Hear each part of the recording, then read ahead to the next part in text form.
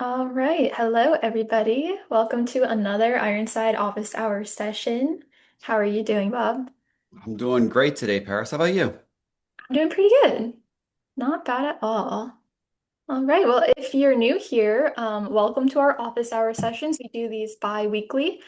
This is just a time for you to get any cybersecurity and IT related questions answered.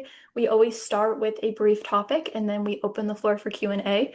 So feel free to drop questions at any time in the Q&A box. These sessions are also recorded and posted up to our YouTube channel. So today's topic is your cyber insurance company is now your IT manager. The surprising ways cyber insurance dictates your IT.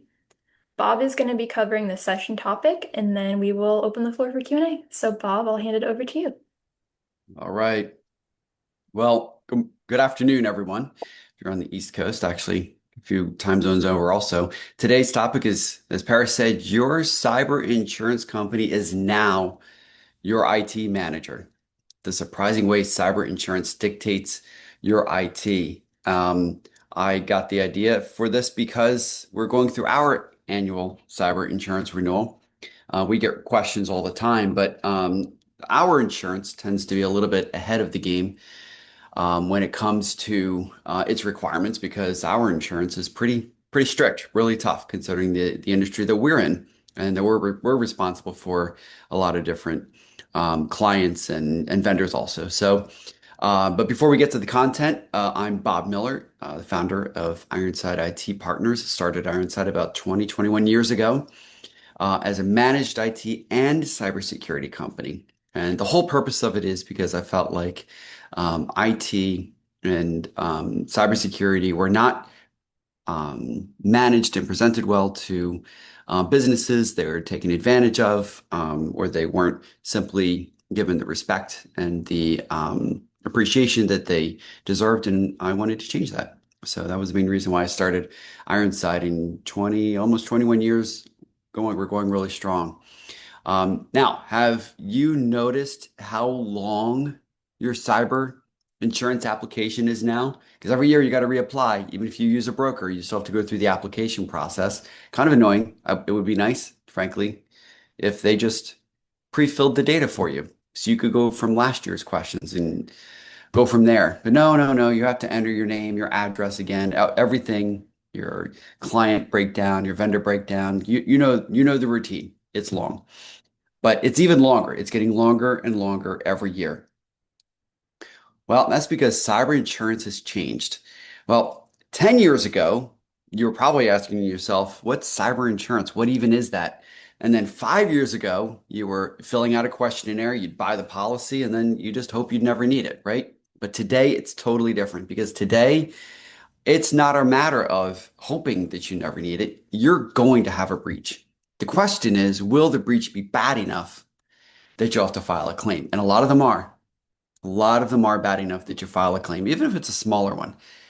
We see it all the time. So today, now, when you go to look at your cyber insurance um, application, there's detailed security controls. There's evidence requests. We'll talk more about that in a few minutes.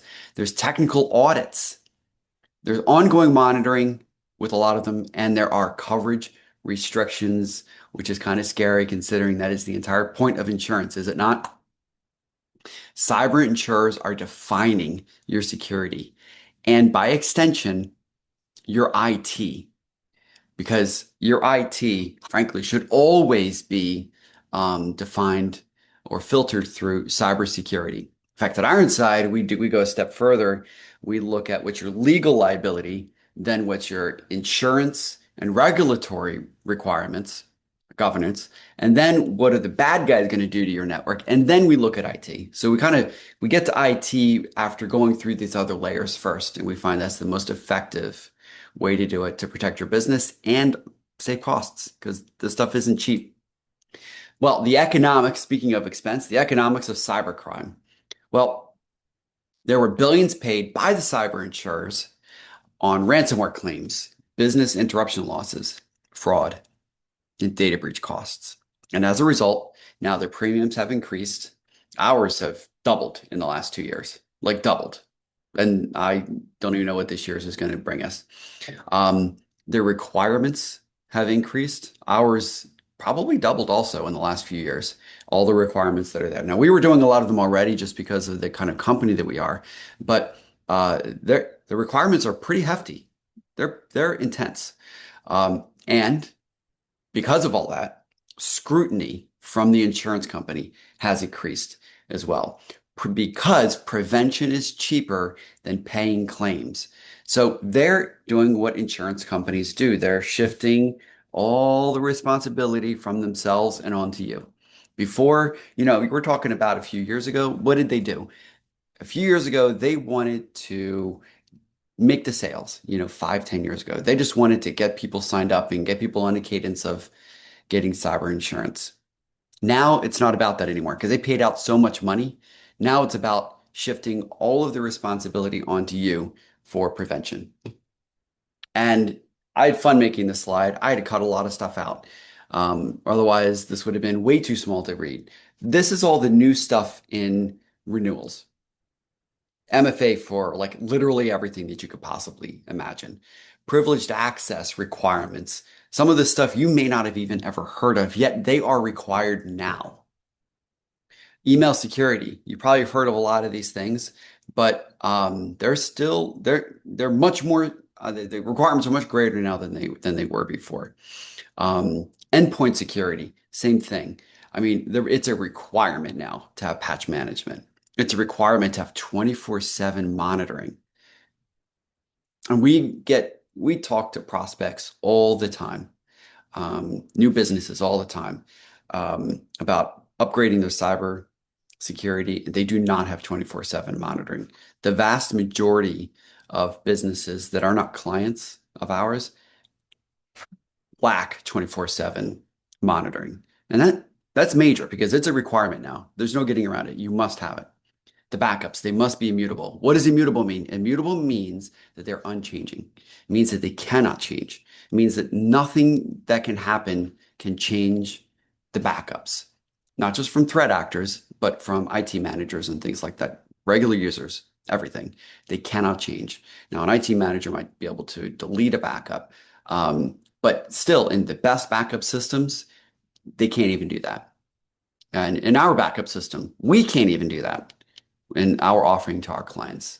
And that's part of the point is that they cannot be deleted. They cannot be changed because that is a common way the threat actors maintain control and get their ransom payouts after a breach. Backups, making sure they have offline copies, recovery testing, things like that. Stuff like this has been um, some of these requirements have been there for a while in order to keep your premiums lower. Now they're just simply requirements to get insurance, period. And then there's lots more conditional access policies, meaning upgrading your Microsoft 365 licensing, full Azure integration. If you use Azure at all, you can't go half in, got to go all the way because of security policies that are available to Azure. Um, and also, surprisingly, actually shouldn't be surprising, actual specific firewall patches. There are a number of firewall vendors, quite a number of them in the last year that had major um, vulnerabilities. And now the insurance companies want to know that those specific vulnerabilities are patched. They want you to certify that. And then also vendor evaluation policies, where they want to know that the vendors that you use are being evaluated for their cybersecurity. This is a whole new burgeoning um, uh, market, unfortunately, for vendor evaluation. The biggest trend, though, is evidence. Again, the insurance company that we use, the type of insurance we have has demanded evidence for quite some time. And that's a really good thing because we want to make sure that in the event of an issue, we get our claims paid out. So we're happy to give evidence that we've already been doing that anyway. But the reason why now that's filtering down to the average business is because a lot of people don't tell the truth on their applications. And so cyber insurers would rather make sure that this is managed upfront.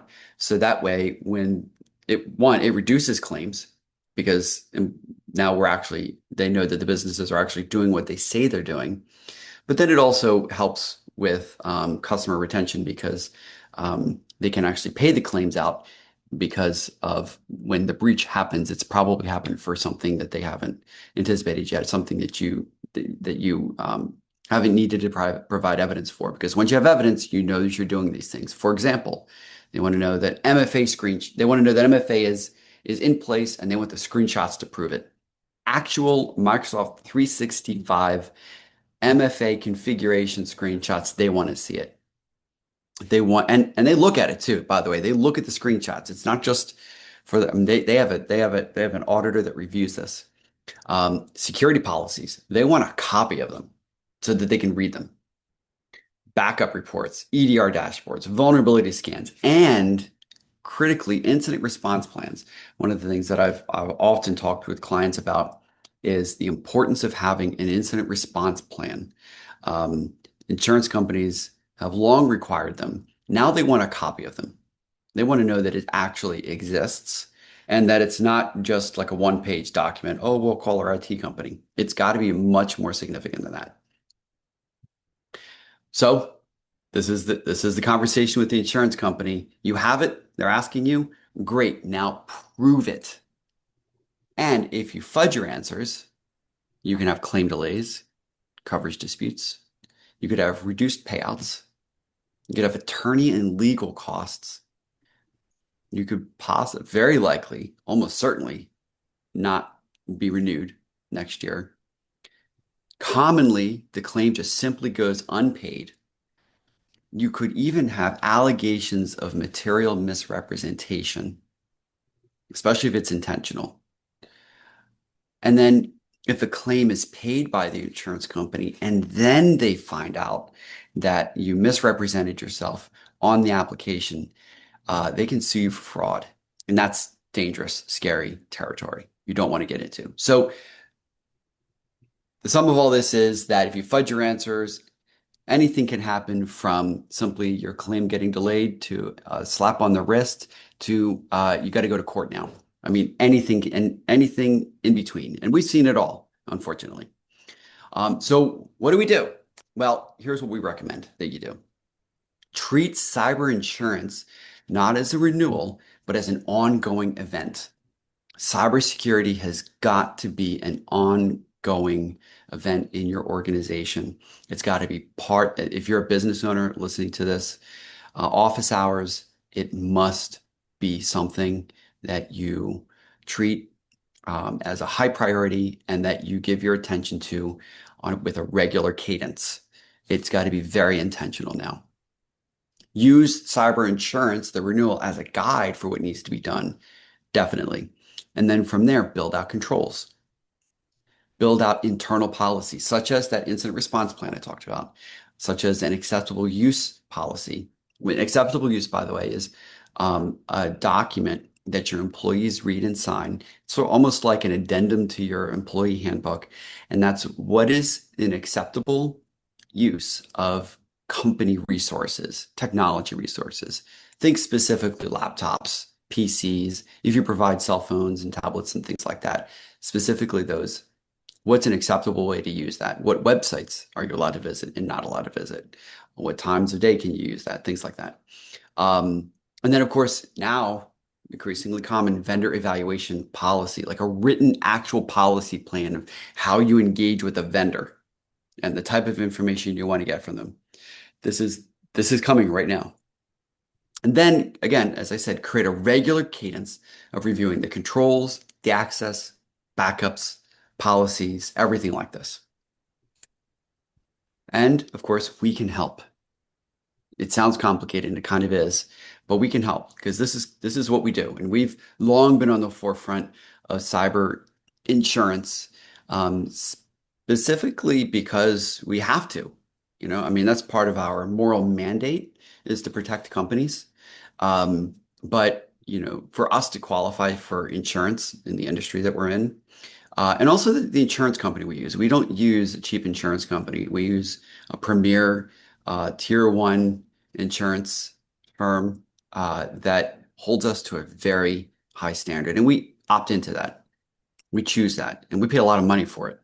And the purpose of that is because we want to make sure that we're doing everything to protect our clients and our vendors too. We participate in the supply chain, in this, we want to be a good citizen in this corporate economy we have in the United States. And so we've long been on the forefront of all of this. And so the Ironclad Security Suite, regardless of what plan you have or how it's built together, is designed specifically for cyber insurance requirements.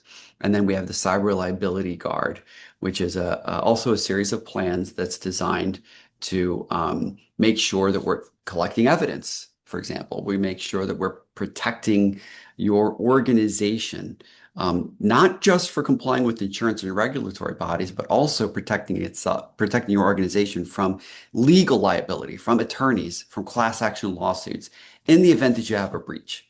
We've seen time and again companies come to us after a breach and ask for help. And some of those companies do not exist anymore because they didn't survive the breach. A lot of organizations don't survive a breach. But if you have these things in place, if you have good security suite in place, if you've got a cyber reliability guard in place, then a breach can be a very survivable incident. Because remember, as I always say, and I've said in many of these office hours, if you've had meetings with me, if you've heard other webinars, what do I always say? You're going to get breached. It will happen. It is an absolute certainty. It's simply a matter of what do you do to prepare for it and how do you handle yourself during the breach? That matters. So, open the floor up to any questions now about this or any other topic. Paris? Yeah, the first question is, the questions are so complicated. How do I even know what they mean? So the questions on the insurance application are complicated. They are. They can get really complex. And here's the thing. It's not just that they're complex. They feel like, do you ever have in like high school, you remember when you had that one like teacher who really wasn't great at their job and or they just didn't care. And so they gave like really crappy, ABCD questions or just open-ended ones. And the questions were formatted really poorly. You could read it multiple different ways. Um, it's sort of like that with the insurance companies. Unfortunately, even the really great ones, they're not great with their questions. They're just not. Part of it is that they want them to be vague enough that they fulfill a lot of different requirements that they have. They're just not great. And so reach out to us. If you reach out to whoever you use, a trusted professional, to help guide you through that. Um, because sometimes it's a question not of what is the question, but what are they really actually getting at underneath. And so they are complicated. And they're unclear many times. So, but we can help with that. If we don't answer one thing correctly, does that mean that we lose our claim? No, no. So just like any legal document, intent matters. Intent matters. That's the first thing I would say. If you intentionally falsify something, well, then you're in trouble. You're actually a lot of trouble. So never do that. Don't do that on any legal, contractual document. It's sort of like with the government with your taxes. If you're behind, they're okay with that as long as you keep making your payments. But if you lie on your taxes, now it's jail. So it's sort of like that with this. Not that I, necessarily at risk of jail, but with this, you need to make sure that that you're not lying. That's the big thing. Accidents, mistakes, good intentions, they really do matter. And just one or two things may not, it depends on what they are, like if you're lying, for example, if you say that you have MFA everywhere, but you actually don't have MFA turned on everywhere, nowadays that can be a pretty grave mistake because it's not 5 years ago where MFA was relatively new. It's not 5 years ago where a lot of administrative, management didn't really quite know what it was more tech speak. Everybody knows what MFA is now. So it's inexcusable to get that question wrong. But, if we're talking about privileged access management, or something like that, those are newer. Well, they're not. Those are newer terms to management, to the lay people, so to speak. And so there's some leeway there sometimes with that. Ultimately, I don't want to commit to anything because ultimately it's up to the insurance company. I would do what I would say is do your absolute best, take it super seriously, and get as granular as you can on the answers so that you know that you're answering them accurately and responsibly. Should I be signing these applications myself? So it needs to be signed by an authorized representative of the organization and only by an authorized representative of the organization. So, typically a C-level person or somebody who's in management who can authoritatively speak for the organization's adherence to those promises that are made on the application. But yeah, you're actually the only ones who can sign for it. It's got to be somebody like that. And typically, a lot of times it's a C-level person at an organization, or if it's large enough, it can be someone a director level or maybe even a manager level. But it's got to be somebody from the organization. Yeah. Do the insurance companies actually check these controls or are they just asking questions? Nope, they check them thoroughly, like very thoroughly. Like there's an auditor who reads through everything. And you might have encountered that before. If you use a broker, they might come back to you with some questions, follow-up questions and things like that. But particularly now, if you're doing your renewal, now moving forward to this year and certainly into next year, they want evidence and they're reading that evidence because they're not going to bind you to a policy unless they know that you actually are turning on MFA everywhere. Because what if think about it from their perspective, what if the screenshot that you send does not show MFA turned on anywhere and you send it and it clearly shows that and they bind the policy anyway? Well, that puts them in a bind, so to speak. It puts them in a bad position legally for the claim. So it's in their benefit to thoroughly read, review all of the evidence that you've sent to them.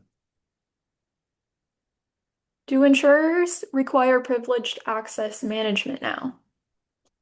A lot of them do. I mean, ours does. Um, Not all small businesses need to have that this year, but they will next year. Yeah. So if they ask that question, if you see it on your application, then yeah, you're probably going to need to answer yes to that question. You could try answering no, and then if they reject it, then say, okay, we'll get it installed right now. You could do that. Definitely don't answer it yes if you don't have it. Because it's a setup. There's some work to do with that. Um, and it's an important one to do. But um, got to answer that accurately. I would definitely turn on privileged access. I would definitely have a PIM or PAM, privileged access management solution in place at every organization. And if the cyber insurance is asking you that question, they want the answer to be yes. They really do. How often should we test our backups?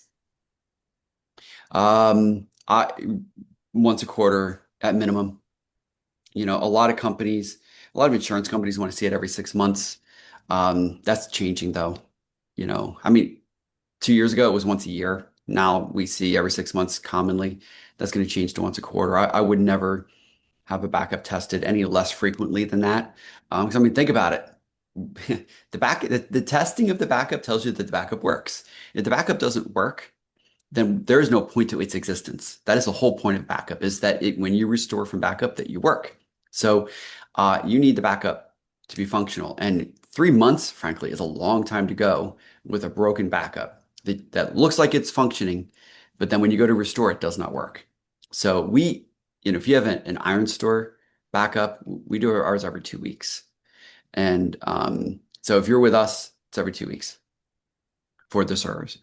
And I would recommend something like that at least once a quarter. I I mean I wouldn't.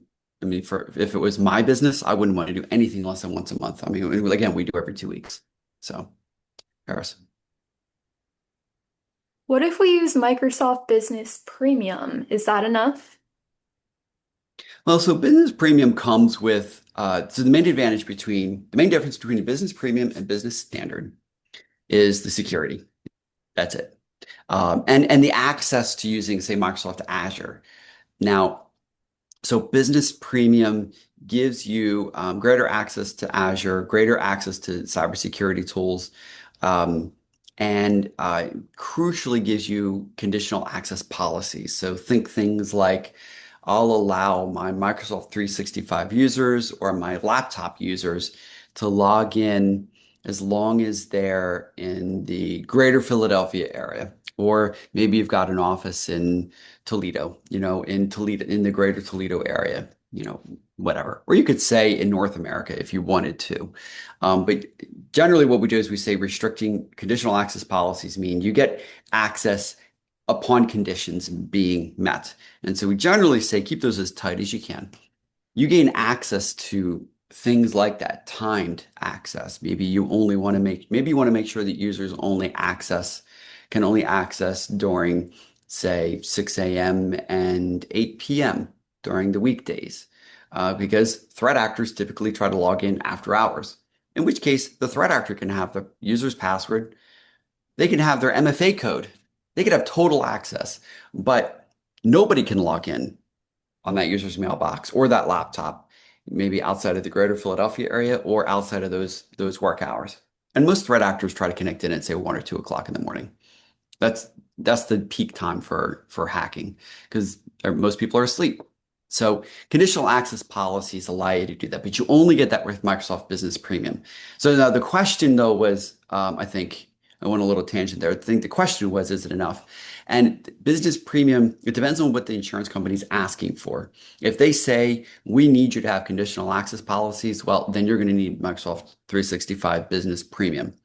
Specifically, the Entra ID plan in there and the Intune plans in there. Those are the two components that really add to Business Premium. There's some other stuff too, but those are the two components in there. So you can add those plans as an add-on and maybe save a few dollars if you just need those things because Business Premium is generally about $10 more a month than Business Standard. But I think Entra ID is $4 maybe. Intune is $4, something like that. Don't hold me to that pricing, um, uh, but in general, 365 Business Premium is having the licensing is the gateway to saying yes to some of these cyber insurance application questions, if that is clear.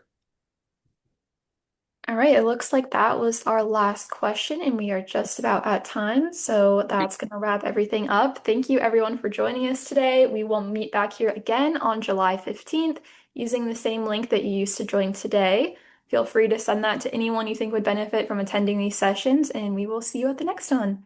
Bye, everybody.